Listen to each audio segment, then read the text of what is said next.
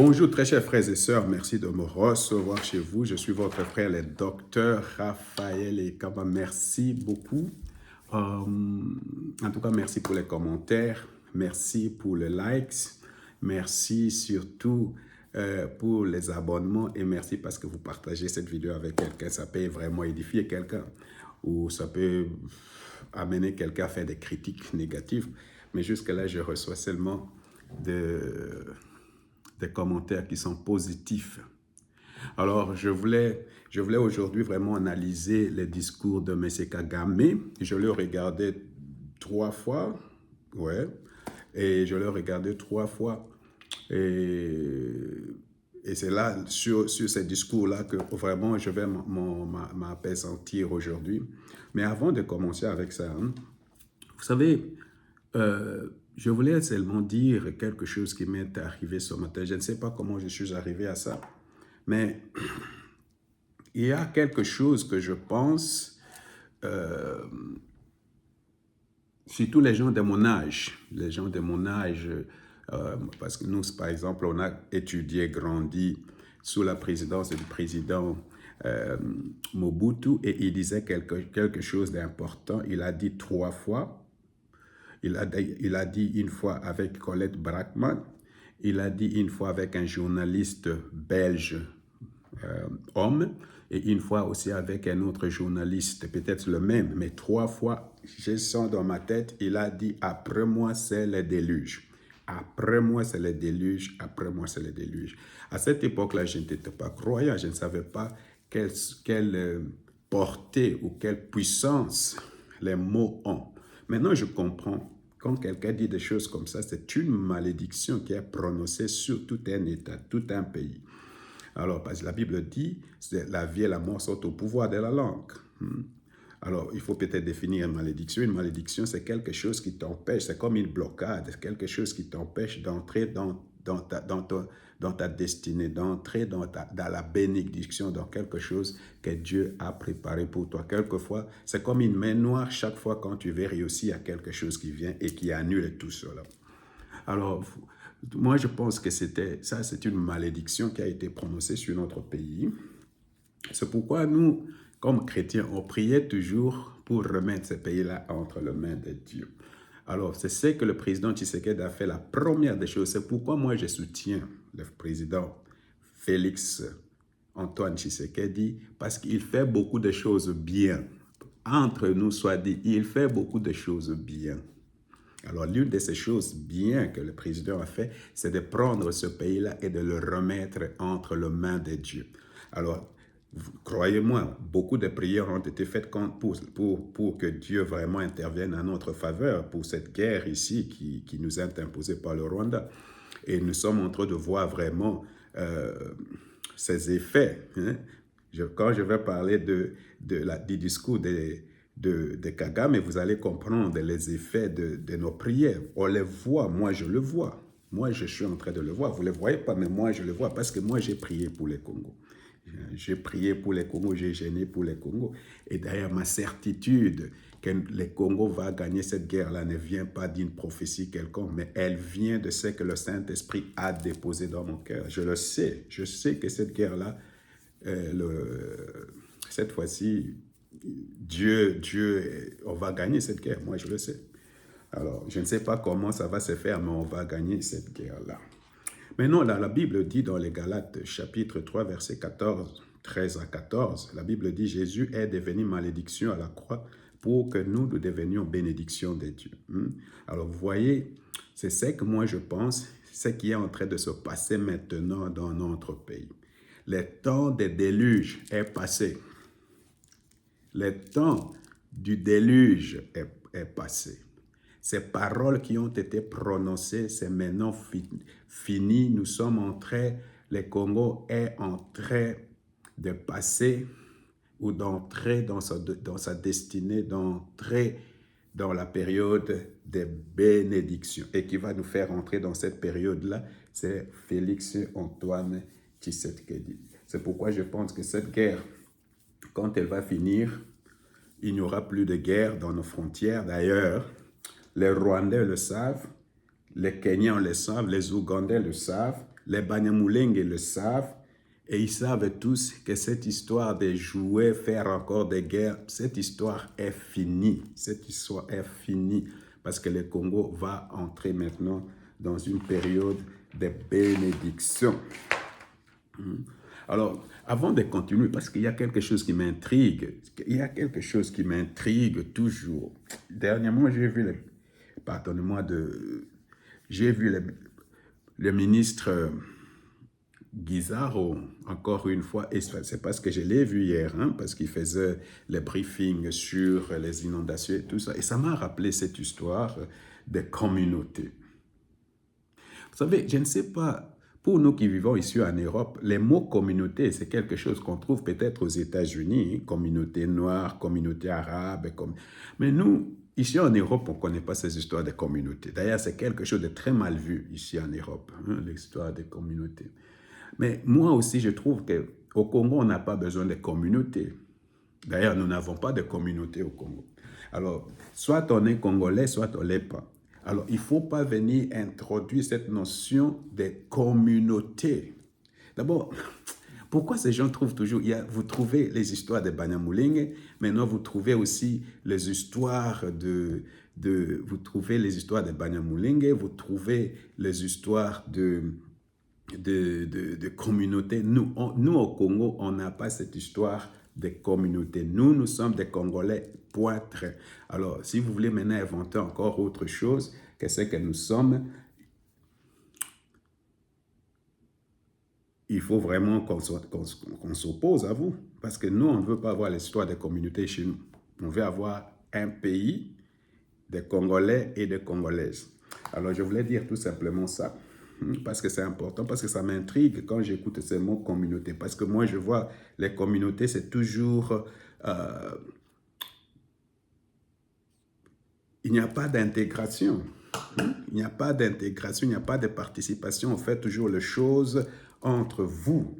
Alors, c'est quelque chose qui m'intrigue. Alors, je ne sais pas, peut-être vous allez m'aider à comprendre pourquoi il y a des gens qui parlent de communautés au Congo. Il n'y en a pas. Je ne connais pas la communauté, ce qu'on appelle Banyamulenge. Je ne connais pas d'autres communautés au Congo. C'est pourquoi cette histoire de communauté, on n'en veut pas chez nous. Peut-être au Rwanda, mais pas au Congo. Alors, il y a encore quelque chose que moi, je ne comprends pas. Et vous allez m'aider sur cette situation, sur ces problèmes ici. Je ne comprends pas pourquoi les Rwandais ne sont pas fiers de leur pays. Parce que nous, Congolais, nous sommes très fiers de notre pays. Tu vois par exemple, partout, il y a notre drapeau. Les gens sont drapés. Je vois sur Facebook des femmes avec des robes sous les drapeaux congolais. Mais au Rwanda, je ne vois pas quelque chose comme ça. Pourquoi les Rwandais ne sont ni fiers de leur pays, ni fiers de leur drapeau, ni fiers de leur président? Qu'est-ce qu'il y a au juste? Demandez un peu aux Rwandais, peut-être ils vont m'expliquer. Je ne comprends pas. Nous, Congolais, nous sommes fiers, même si on mange, on ne boit pas, même s'il y a des inondations, tout ça, on ne renie pas notre pays. Nous sommes très fiers de notre pays. Alors, je ne comprends pas. C'est quelque chose aussi. Aidez-moi à comprendre cela. Peut-être il y a des raisons. Parce que nous, on n'a pas peur de dire « je suis Congolais ». Je suis Congolais de la RDC. On n'a pas peur de dire cela. On a une certaine fierté. Mais j'ai l'impression, les Rwandais, ils n'en ont pas. C'est pourquoi ils veulent s'approprier une identité qui n'est pas la leur. Et c'est difficile. Alors, il y a encore quelque chose qui est vraiment très bien, c'est l'application de la résolution des Nations Unies 2773, ou je ne sais pas, 2773, permettez-moi de chercher comment on le dit en français belge. « 2773, voilà. 2773. Vous savez, au fur et à mesure on vit ici, on oublie beaucoup de choses. Vraiment, soyez indulgents, surtout avec les Français et tout ça. Quelquefois, on ne connaît plus quel article il faut mettre et tout ça, parce que ça fait longtemps que je parle français. Ça fait longtemps que... Alors, c'est vraiment difficile. Alors, de temps en temps, ça se perd, il y a des trous d'air. En tout cas, il faut être indulgent avec nous. Sur les articles, sur des mots, on se débrouille. Qu'est-ce que je dois dire à propos de la langue? Vous savez, je ne veux pas être colonisé dans ma tête, là. Mais au fur et à mesure que je parle français, je parle allemand, je parle peut-être anglais, je me sens toujours d'une certaine façon colonisé. Mais on ne peut pas faire autrement parce que ce sont les langues que nous avons, dans lesquelles nous avons été éduqués. Alors, il faut être indulgent avec nous sur les articles et sur les mots parce que vraiment, il y a beaucoup de confusion quelquefois dans la tête, là. Alors, il y a les États-Unis qui ont vraiment signé pour que non, qu'on applique, on applique les résolutions, la résolution 2773, et la Belgique aussi s'engage à contrôler notre espace aérien. Alors, je ne sais pas si pour les gens de mon âge, vous savez, il y avait par exemple du temps les années 90, il y avait la guerre de l'Irak, l'Irak et le Koweït. Il y avait ce qu'on appelle no-fly zone. Hein? Et on voulait même essayer de faire un no-fly zone ici entre la Russie et l'Ukraine. Il y avait aussi un no-fly zone dans la guerre entre la Yougoslavie, Kosovo, Sarajevo là-bas. Il y a aussi un no-fly zone, la deuxième guerre du Golfe. Alors, ce n'est pas quelque chose de mince, c'est pas quelque chose de mince pour le Rwandais. Je vous assure, ça, c'est quelque chose de très important parce que c'est lui qui contrôle par exemple, les Américains des avions qu'on appelle des avions AWACS, hein, qui font de la surveillance et tout ça. Et c'est lui qui contrôle l'espace aérien, il contrôle beaucoup de choses. Il contrôle les informations, les commandements, le renseignement, hein, donc la communication. Donc, je suis en train de voir une fin très tragique pour tous les gens qui sont dans la rébellion. Les Nanga, les Makenga, les Bissimwa. Je ne sais pas si vous savez l'histoire de Savimbi, comment Savimbi est mort. Savimbi avait l'une des rébellions les plus puissantes d'Afrique. D'abord, soutenu par les États-Unis, Savimbi avait des entrées dans la Maison Blanche aux États-Unis. Mais un moment comme ça, les États-Unis ont décidé, je pense, c'est Shell qui exploite le pétrole angolais, hein. Ils ont dit, maintenant, les affaires, on va faire les affaires. Nous allons faire les affaires, cette histoire de guerre, c'est fini. Et ce sont eux qui ont donné des informations pour tuer Savimbi. Et c'est comme ça que Savimbi est mort. Parce que les Américains ont décidé de faire des affaires. Et c'est la même chose, je vois, c'est passé maintenant dans notre pays. Les États-Unis ont décidé de faire les affaires. Taire les bombes, taire les massassis. Au lieu de tuer les gens, il faut mettre des bétons, construire les routes et tout ça. Alors, ils ont décidé, cette histoire de guerre, c'est fini. Nous, on veut faire maintenant des affaires. Alors, je vois vraiment l'histoire se répéter. Je vois les Makenga, s'ils ne font pas attention, les Bissimwa, les Nanga et tous ceux qui sont dans la rébellion-là. Et même les gens qui dirigent cette rébellion-là, leur fait pourrait être tragique, comme celle de Savimbi. Alors, c'est leur affaire. S'ils ne veulent pas s'amender, c'est leur affaire. Nous, qu'est-ce qu'on peut faire? Les États-Unis, ils ont décidé. Avec ces contrôles aériens-là, il y a la Belgique, il y a les États-Unis qui viennent nous aider à contrôler notre espace. C'est énorme, c'est énorme. Alors, maintenant, non pas seulement les États-Unis veulent contrôler, il faut savoir vraiment que moi, je connais maintenant, c'est du discours de Kagame. Je connais maintenant ce qui fait mal vraiment et à Kagame et aux Tutsis et aux Rwandais en général. Tu sais, je ne sais pas mettre tous ces gens-là dans un pot parce que je pense qu'il y a des beaux Tutsis, je pense qu'il y a des beaux Rwandais, je pense, mais en général, maintenant, nous, on les met ensemble parce que on les met ensemble pour cet instant ici. Alors, peuple congolais, nous savons, je sais maintenant, et je partage avec vous cela, ce qui fait mal à Kagame. Et nous devons vraiment enfoncer le clou jusqu'à sec sur le cercueil, vraiment pour qu'il ne sorte plus de son cercueil. Parce que là, il est déjà vraiment dedans. Hein? Maintenant, vous savez, quand quelqu'un mort, on met toujours un truc au-dessus, puis c'est ce que nous on faisait. Il faut venir maintenant mettre le clou pour que vraiment ça soit fermé complètement. Et c'est la situation de Kagame maintenant. Il est dans son cercueil déjà. Hein? Hier, par exemple, dans ce discours, il a parlé de la mort beaucoup de fois. Vous l'avez remarqué? C'est comme s'il est en train de sentir quelque chose. Hein? Mais maintenant, ce que j'ai compris, c'est que c'est le discours que le président Tshisekedi tient qui le met très mal à l'aise. Parce que j'ai lu quelque chose comme quoi à Doha, là-bas, il a demandé arrêtez de parler du mal du Rwanda. Parce que quand on parle du mal du Rwanda, l'image de Kagame, qui aime toujours être sur les podiums et tout ça, ça s'abîme complètement, ça se sape complètement. Alors, cette image de criminel, l'image de voleur, des minéraux, des assassins, d'agresseurs, des violeurs de femmes, hein, les menteurs. Les menteurs. Par exemple, là, il y avait une interview, on lui a demandé, est-ce que tu as des troupes au Congo? Il dit non. Vous savez, maintenant, tout le monde entier sait que les Rwandais sont des menteurs. Ils le savent maintenant. Donc, c'est pourquoi ils racontent. Dernièrement, j'ai vu l'ambassadeur, l'air ambassadeur là, au Parlement français. Il y a un parlementaire français qui lui a dit, mais en tout cas, tout ce que les gens disent là, les preuves, les images et tout ça, et vous dites que vous n'avez pas de troupes sur le sol congolais, et il dit non. Alors il pose la question, qu'est-ce que la communauté internationale a contre vous?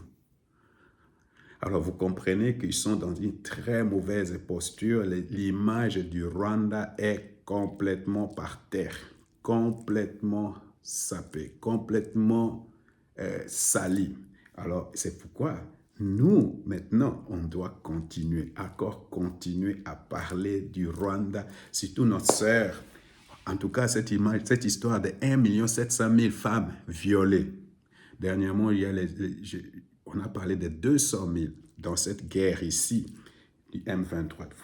Vous pouvez vous imaginer, si vous parlez ici en Europe, vous pouvez expliquer aux gens que 1 700 000 femmes ont été violées. Alors vous voyez, c'est pour cette raison, frère, nous connaissons maintenant ce qui fait mal au Rwanda. Par exemple, cette histoire des poisons rwandais. Tu sais, moi, je ne suis pas toujours d'accord avec M. Mouyaya, M. Patrick Mouyaya. Mais maintenant, ce label ou cette étiquette qu'on colle maintenant au Rwandais, poison rwandais, ça leur fait très mal. Pourquoi? Parce qu'ils propagent les mensonges, ça leur fait très mal. Hein? Tueurs et tout ça, criminels. Alors le président l'appelait même le Hitler africain. Alors, je pense que le Rwanda est en train de perdre la guerre diplomatique, le Rwanda est en train de perdre la guerre médiatique. Par exemple, je ne sais pas, est-ce qu'il y a encore des gens qui regardent TV5, qui regardent France 24, qui regardent RFI? C'est une perte de temps. Parce que ça, Jeune Afrique, c'était ça le média de Kagame. Maintenant, ils sont en train de perdre même à ce niveau-là. Mais c'est là où vraiment les Kagame et le Rwanda ont perdu, c'est la guerre numérique.